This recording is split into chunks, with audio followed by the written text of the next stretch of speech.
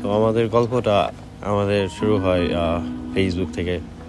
তো আমি ফার্স্টে ওকে নোটিস করি ফেসবুকে, তারপর ওর পোস্টে রিয়াক্ট দিই, তারপরে দেখি ও রিয়াক্ট দেয়। দেন একদিন চিন্তা করি যে নক দিতে হবে।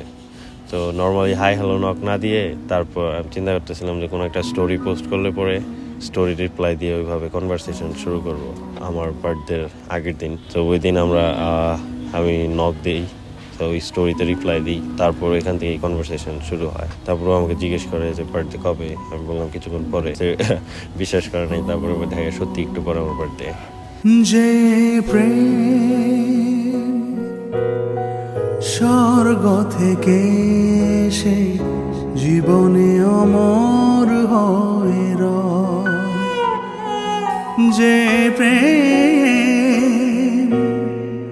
স্বর্গ থেকে সে জীবনে অমর হয়ে রয়, সেই প্রেম আমাকে দিও, জেনে নিও তুমি আমার প্রাণের চেয়ে প্রিয়, তুমি আমার প্রাণের চেয়ে। তো তারপরে ওকে আমি কল দিয়ে শিখাই এমনি এমনি খেলতে হয়, পাবজি এভাবে খেলতে হয়। তারপরে এভাবে আসলে ফোনে কথা বলা শুরু হয়। আমার প্রথম অনুভূতিটা হচ্ছে 2019, হ্যাঁ 19-এ যখন ও দেশে ছিল, ইউএসএতে যাওয়ার কিছুদিন আগে, তখন একটা হাসনাবাদ টুর্নামেন্ট হয়েছে। তো এখানে আমার বৌদি বলতেছে, ওইটা আমার ভাই, জ্যাঠাতো ভাই। তো আমাদের বৌদি হচ্ছে আমাদের পাশের বাড়িতে বিয়ে হয়েছে। তো আমি দেখে বলতেছি, আমার বোনকে বলতেছি, হ্যাঁ সুন্দর আছে আর কি, এরকম বলতেছিলাম যে সুন্দর আছে, কিন্তু অ্যাটিটিউড অনেক এরকম আর কি বুঝছিলাম ওই দিন। তো আমি মনে করছি যে না, বয়সে ছোট। তো আর এর আগে ওই ছেলেদের যে ইন্টারেস্ট ছিল আমার ওইটা ছিল না আর কি, আমি কোনো ছেলেদের নোটিস করতাম। তো ওরই ফার্স্ট নোটিস করছি। তো আমার বোন আবার ওই যে ওর বোনের কাছে প্রাইভেট পড়তো, তো যাইতো, তখন একদিন মনে ভিডিও কল দিছে। তো আমার বোন বাসায় এসে যে বোন ওরে খুঁজে পাইছি, ওরে ইনস্টাগ্রামের আইডি দিছে। তো আমি আবার ফেসবুকে কি মনে করে জীবনের প্রথম একটা ছেলেকে ফ্রেন্ড রিকোয়েস্ট পাঠিয়েছে, ও হচ্ছে সেই মানুষ। তারপর মাঝে মাঝে দেখতাম কি স্টোরিতে লাভ রিয়েক্ট দিতাম, আমিও আবার লাভ রিয়েক্ট দিতাম। যে ও যে খেয়াল করতো এটা আমি এত জানতাম না যে ও আমাকে এত নোটিস করতো। তো এরকম করতে করতে আমার বাবার বার্থডের ফটোতে মেবি এভাবে করতে করতে বাররা গেছি অক্টোবরের 11 তারিখ। আমার ফোনটা বেশি ভালো ছিল না, তখন আসছি পরে দেখলাম কি হঠাৎ করে ওর মেসেজ, এটা কি বাররা। আমি আবার দেখে তো অনেক খুশি হয়ে গেছি মনে মনে। আমি আবার সাথে সাথে ফোন কোনোভাবে চার্জে দিয়ে তারপর ওরে মেসেজ দিছি, হ্যাঁ এটা বাররা। পরে ও বললো যে অনেক শুনলাম কি কেন যাও নাই। তখন আর কি ওর ফেসবুকের এমন একটা ছিল আর কি, ও যে বিদেশ থাকে এটা বোঝা যাইতো না, দেশের ফটো বিদেশের ফটো। আমি মাঝে মাঝে মনে করতাম যে ও একটু মনে হয় বিদেশ ঘুরতে গেছে এরকম আর কি, ওখানেই থাকে, ওটা বোঝা যায় নাই ফার্স্টে।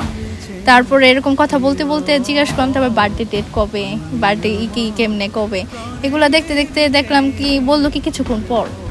আমাকে কি সিরিয়াসলি বললে হ্যাঁ। তারপর এরকম করতে করতে মানে 26 মিনিট পরে আমি বার্থডে উইশ করছি, কারণ আমরা এতই চ্যাটিং করছি ওই দিন যে আমাদের ওর বার্থডে 12টা বাজে গেছে, ওইটা খেয়ালই করি নাই। তো এইভাবে কথা বলতে বলতে সকালে বিকালে এক একদিন তো সারা রাত ভোর হয়ে যায়, মা আসে, আমি বলি কি আমার বান্ধবীর সাথে মাইনাও নিত। তারপরে এইভাবে লকডাউনও গেছে। তো পাবজি গেম অনেক খেলতো ফ্রেন্ডদের সাথে। তো এখন মনে করো 2 জায়গায় তো টাইম দিতে হবে। এখন নতুন নতুন আমার সাথে কথা বলো পাবজি গেম, তো আমাকে বলতেছে যে পাবজি গেম ডাউনলোড করো, সবাই খেলো, অনেক ফেমাস আর কি, ভালো মজা আছে। তো আমি ওরে ডাউনলোড করালো, তখন আমি ডাউনলোড করলাম, কিভাবে খেলতে হয় শুরু করলো। তারপর আমরা মাঝে মাঝে রাত্রে পাবজি গেম খেলতাম। রিলেশনটা এমন হয়েছে যে কথা বলছি বেশি দিন সময় হয় নাই। তো নভেম্বরের 1 তারিখে এমনভাবে প্রপোজ হয়েছে যে ও আমাকে প্রপোজ করে নাই। আমরা আজ পর্যন্ত এরকমভাবে প্রপোজ করিনি যে বলছি আজকে থেকে তুমি আমি গার্লফ্রেন্ড বয়ফ্রেন্ড, আমার কাছে হ্যাঁ ওইটাই আর কি, এত দূর চলছে। আর মা বাবা জানছে জানুয়ারি মাসে 2 তারিখে। বাবার একটাই কথা ছিল যে একদিনের বড় হলো তো বড়, সমস্যা নাই। তারপরে আস্তে আস্তে আর কি তারা ফোনে ফোনে কথা বলে রাখছে, আমরা আর কি নর্মালি ফোনে কথা বলতাম। তারপরে প্রথমবার আমার বার্থডের দিন সারপ্রাইজ ছিল, হঠাৎ করে আসলো।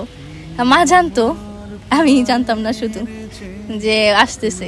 তারপরে সন্ধ্যাবেলা ঘরে ঢুকলো, ভ্যালেন্টাইন্স ডে উইশ করলো, তারপর পরদিন আবার আমার বার্থডে ছিল ভ্যালেন্টাইন ডের পর।